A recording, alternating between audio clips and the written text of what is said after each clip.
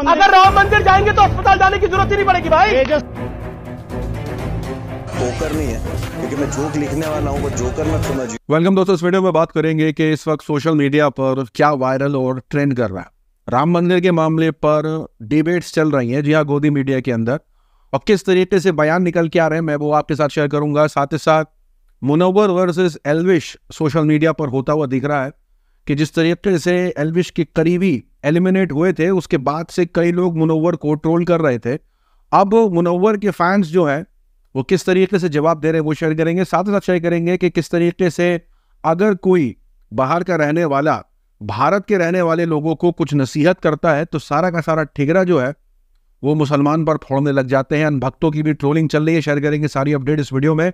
और हाँ, कंगना रनावत की भी ट्रोलिंग चल रही है, शेयर करेंगे सारी अपडेट इस वीडियो में। लेकिन आगे बढ़ने से पहले आप सभी से गुजारिश कि चैनल को सब्सक्राइब और रीच के लिए लाइक शेयर कमेंट करना ना भूला करें। गोदी मीडिया के अंदर चल क्या रहा है? गोदी मीडिया के अंदर राम मंदिर को लेकर के डिबेट्स चल रहे हैं। मुस्लिम पैनलिस्ट हैं, हिंदू संगठन के लोग हैं, बीजेपी प्रवक्ता हैं, ये सारे लोग जो हैं वो आ करके राम मंदिर पर बहस कर रहे हैं। और मुद्दा क्या है कि राम मंदिर जरूरी है या हॉस्पिटल्स, क्योंकि कई ऐसे बयान आए हैं जहां कईयों ने ये कहा है कि मंदिर की जगह हॉस्पिटल्स बनाने चाहिए, कईयों ने ये कहा है कि श्री राम जी जो है वो नॉन वेज खाते थे। अलग अलग बयान जो है वो निकल के आ रहे हैं। कई संतों ने कहा है कि हम घाटन पे नहीं जाएंगे, तो कई मुस्लिम स्कॉलर्स ने कहा है कि वो भी नहीं जाएंगे। तो इन सारे विवाद पर, इन सारे बयानों पर डिबेट चल रही थी। लेकिन इन डिबेट से पहले सोशल मीडिया पर यह भी चल रहा था कि किस तरीके से BHU IIT वाला मामला आया, लेकिन गोदी मीडिया के अंदर पूरी चुप्पी देखी गई।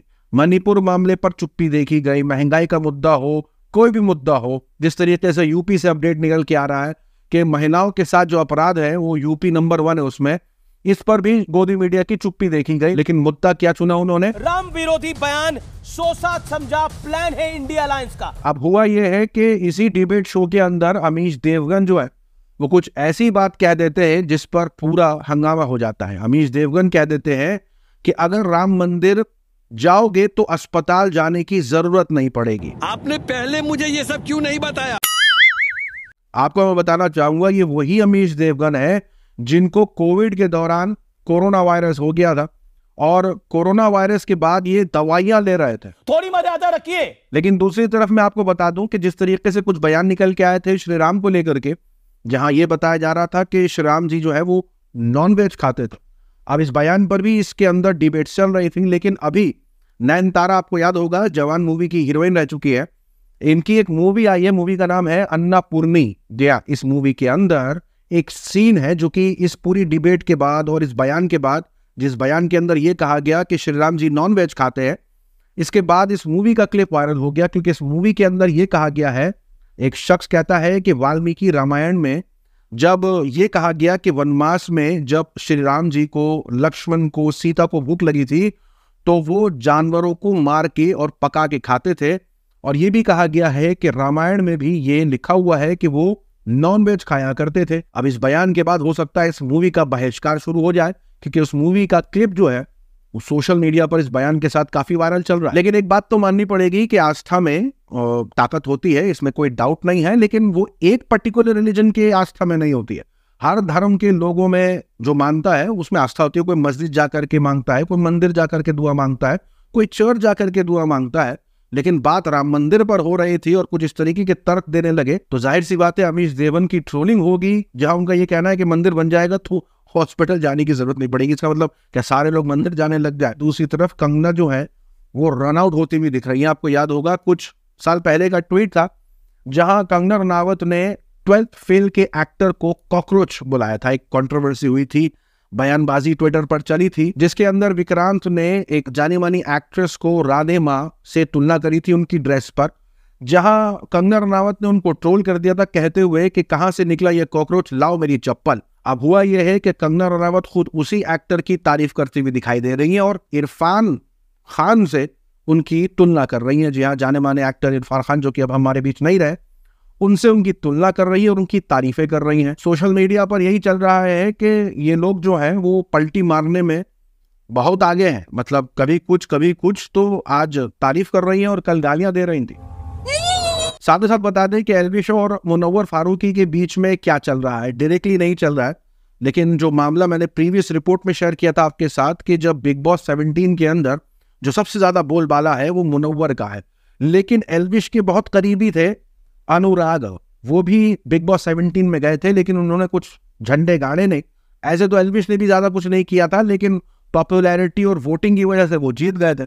और वो ये उम्मीद भी कर रहे होंगे कि मेरा साथी गया है, मेरा पार्टनर गया है, तो ये भी झंडे गाड़ेगा, क्योंकि यूट्यूब पर ताकत है, जाहिर सी बात है भी काफी फॉलोइंग है उनकी। लेकिन ये सोच लेना कि सिर्फ अनुराग ही जीतेगा, ये गलत फहमी थी। जब एलिमिनेट हो गए अनुराग, उसके बाद एल्विश यादव काफी नाराज हुए। उन्होंने कहा कि वोटिंग से तो ऐसा मुमकिन नहीं था, लेकिन कोई ना कोई साजिश जरूर इसके पीछे है। अब उन्होंने ये शक जाहिर किया, तो सोशल मीडिया पर जब अनुराग एलिमिनेट हो गए तो एल्विश की जो टीम है, या यूं समझ लीजिए कि जो उनके फैंस हैं, उन्होंने मुनव्वर को ट्रोल करना शुरू कर दिया, क्योंकि गेम के अंदर अभी भी मुनव्वर है, और कुछ इस तरीके के हैशटैग ट्रेंड करवाने लग गए। जी हाँ, आपकी स्क्रीन पर मैं तो बोलना भी नहीं चाहूंगा, यहाँ कुछ बड़े घिनौने टाइप के हैशटैग ट्रेंड करने लगे मुनव्वर के साथ, गाली गलौज, और एल्विश के साथ मुनव्वर का हैशटैग ट्रेंड करवाने लग गए एल्विश के फैंस, और काफी बुरी बुरी बातें भी और काफी बहुत कुछ कहा गया, जहां नीचा दिखाने की कोशिश करी मुनव्वर फारूकी को एल्विश यादव से। अब ये सारे ट्वीट और रिएक्शंस का जवाब देते हुए मुनव्वर के फैंस जो हैं वो ये हैशटैग ट्रेंड करवा देते हैं कि पब्लिक क्रेज फॉर मुनव्वर, और ये जो हैशटैग है ये इस लेवल पर चला जाता है कि 5 लाख से ज्यादा पोस्ट हो जाते हैं। यानी जो एल्विश के फैंस मुनव्वर को गाली गलौज कर रहे थे, बुरा भला कह रहे थे, वो हैशटैग भी इस लेवल पर नहीं जा पाया था जिस लेवल पर पब्लिक क्रेज फॉर मुनव्वर। और कई सारी तस्वीरें जो है वायरल हुई, जहां मुनव्वर के जो फैन फॉलोइंग है वो मुनव्वर के फैन दिखा रहे हैं एल्विश को, बता रहे हैं कि कम नहीं है, कम नहीं समझो, क्योंकि मुनव्वर अभी भी गेम में है, अच्छा कर रहे हैं, और लोग काफी तारीफ कर रहे हैं। अब तो ये भी बात आ रही है कि इंस्टाग्राम की रील्स के अंदर भी मुनव्वर के लिए वीडियोस इस तरीके की बनाई जा रही है, जहां लोग उनको कॉपी कर रहे हैं, उनकी शेर व शायरी को कॉपी कर रहे हैं, और काफी जो है मुनव्वर फारूकी का बोलबाला देखने को मिल रहा है। साथ ही साथ शेयर करते हैं आपके साथ कि किस तरीके से जब एक शख्स जो है, वो बाहर रहने वाला कोई शख्स है, उन्होंने सिर्फ इंडियंस को एक मशवरा दिया। उन्होंने मशवरे में सिर्फ इतना लिखा कि dear India, why do you not eat cows even though they test really good. यानी एक मैसेज था उनका इंडिया के लोगों के लिए कि आप गाय क्यों नहीं खाते, बहुत टेस्टी होता है।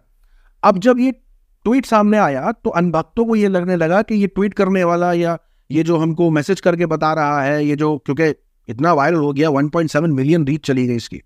अब अनभक्तों को लगने लगा कि कोई मुसलमान है जो ये चढ़ाने के लिए कर रहा है। अब जब ये ट्वीट सामने आया तो लोगों ने, अनभक्तों ने स्पेशली मुसलमान को टारगेट शुरू कर दिया करना, उनको जो है वो ये फोटो के साथ शेयर कर दिया, कहना कि आप क्यों नहीं पिग खाते, बहुत टेस्टी होता है, आप खाया करिए, एंजॉय करा करिए। लेकिन अनभक्तों की ट्रोलिंग तब शुरू हो जाती है जब जिसने ये मैसेज किया था कि गाय क्यों नहीं खाते हो, वो नीचे रिप्लाई कर देता है अनभक्तों को कहते हुए कि मैं एक वाइट अमेरिकन हूँ, मुसलमान नहीं हूँ, और मुझे बीफ और पिग ये दोनों ही खाना पसंद है। सोशल मीडिया की वायरल खबरों में आज के लिए इतना ही। अपनी राय सुझाव कमेंट में जरूर बताएं। मिलूंगा आप सभी से अगले वीडियो में, तब तक के लिए अपना ख्याल रखें।